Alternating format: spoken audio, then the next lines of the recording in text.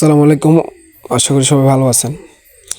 আজকে একটা উদ্দেশ্য নিয়ে বের হয়েছি যে সুমন ভাই, আমি এলাকাতে থাকি না, আমি বাইরে থাকি।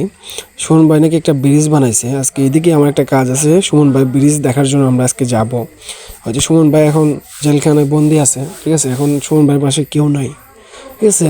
সাধারণ কিছু মানুষ আছে যে সুমন ভাই সাপোর্ট করে, এটাই। কিন্তু সুমন ভাই যে ও কী হোক এটা আমি জানি না, মানুষের দোষ গুণ মিলেই মানে সব কিছু হয়। কিন্তু সুমন ভাই আমরা আমাদের চুনারঘাটবাসীর জন্য যে কাজগুলো করছে, ঠিক আছে, আমরা দীর্ঘ অনেক দিন ধরে যারা ছিল তারা এরকম কাজ করেন। যে 6 মাসের ভিতরে যে কাজগুলো আমাদের এলাকার ভিতরে হয়েছে, মানে দীর্ঘদিন যারা ছিল ক্ষমতায়, ঠিক আছে, যারা এমপি ছিল আমাদের, অন্য অন্য কথা বাদ দিলাম, কে কোন জায়গায় আসলে এগুলো বলে লাভ নাই। এটা আমরা বাংলাদেশের মানুষ, কে কী করছে এগুলো বলে লাভ নাই, এগুলো বললে পুরোটাই লস।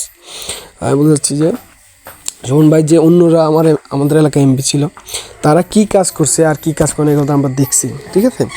এখন আমাদের যে এলাকায় যে কাজটা হয়েছে 6 মাসের ভিতরে, সুমন ভাই যে কাজগুলো করছে, ঠিক আছে, এগুলা মানে অনেক ভালো কাজ করছে। 6 মাসের ভিতরে আরও অনেক কিছু করা যেত, যেটা বুঝলাম আমি বা দেখলাম। আমাদের ছেলেদের যারা ইয়াং জেনারেশন ছেলে ছিল তারা ফেসবুক থেকে টাকা ইনকাম করতে পারতো, মানে অনেক কিছু করতো এটা। আর এখন বর্তমানে আমি যাচ্ছি যে সুমন ভাই যে ব্রিজটা বানাইছিলেন, ঠিক আছে, ওনার কথা সবাই ভুলে গেছে, ঠিক আছে।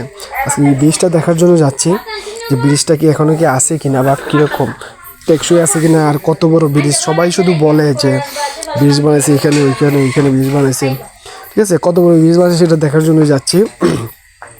আর সুমন ভাইকে চাই আমরা মুক্তি দিয়ে দেখ, ঠিক আছে। সুমন ভাই আমাদের চুনারঘাটের জন্য, সুমন ভাই আমাদের অনেক দরকার। অন্য অন্য মানুষের কথা বলতে পারি না, কিন্তু আমাদের কথা বলতে পারি। চুনারঘাটের জন্য বেস্টটা সুমন ভাই দরকার, ঠিক আছে। এখন অনেকে আছে সুমন ভাই বিরোধিতা করে, কী কী হয়েছে না হয়েছে সেটা জানি না। একটা রায় হয়েছে, রায়ের মাঝে সুমন ভাই মানে জিতে গেছে, মানে ওনার মামলা খারিজ হয়ে গেছে শুনলাম, সঠিক জানি না আমি, তবু মানে শুনলাম যে এটা খারিজ হয়ে গেছে। এখন আমাদের কালকে আমাদের চুনারগড় স্বাস্থ্যগঞ্জ যে কোর্টে সুমন ভাইকে তোলা হয়েছে, সেখানে দেখলাম সুমন ভাই কান্না করে দিছে, কান্না করে করে বলতেছে যে ওনার মানে কি মানুষের জন্য এত কিছু করছে, কিন্তু কোনো মানুষ ওনার পাশে নাই, মানে আবেগে আপ্লুত হয়ে গেছে জানি, উনি কান্না করতেছে, এরকম অবস্থা। এই জন্য বলি, যারা আছেন সুমন ভাইকে ভালোবাসেন, যারা সুমন ভাইকে পছন্দ করেন, ঠিক আছে, তারা অবশ্যই সুমন ভাইয়ের জন্য দোয়া করবেন যেন সুমন ভাই তাড়াতাড়ি আমাদের মাঝে আবার ফিরে আসেন।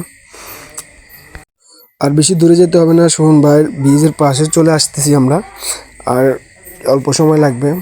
আর চারদিকে যে আমাদের যে এলাকার যে পাঁচটা, এই যে আমরা যে জায়গায় আমি শুনছি যে ব্রিজটা বানাইছে, এই ব্রিজটার আশেপাশে মানে কি অনেক গুরুত্বপূর্ণ ব্রিজটা, মানে আমি যেটা জানি যে গুরুত্বপূর্ণ, এখানে কোনো বাঁধ নাই, বাঁশের হাকাম বলা হয় আমাদের এদিকে, হাকামের মতো সিস্টেমগুলো দিয়ে মানে মানুষ পারাপার করে।